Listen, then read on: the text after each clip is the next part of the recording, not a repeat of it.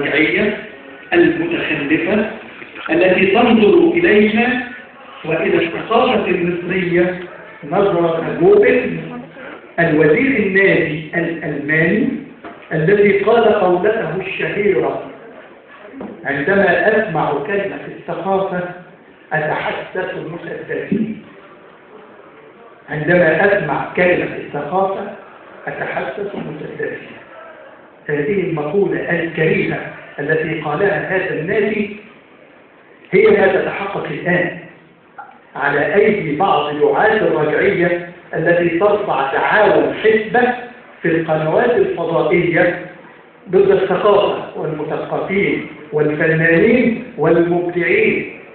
ولم يكتفوا بذلك، بل يطلقون الفتاوى الدموية التي تشوه صورة الثقافة والفنون والتي تؤدي في النهاية إلى إهدار الدم واستخدام العنف وقتل الأبرياء بأيدي الجهالة والجهلاء.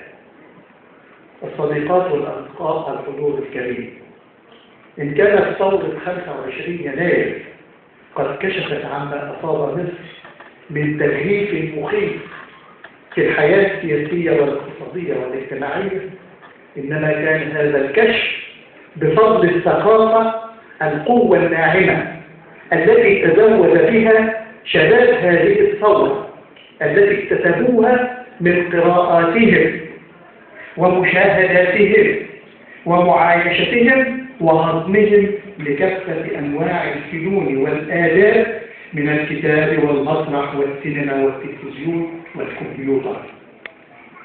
هذه الثورة لم تكن ثورة طبقة عاملة كما في روسيا، أو فلاحين كما في الصين، أو برجوازية كما في فرنسا، أو عسكر كما في بعض دول العالم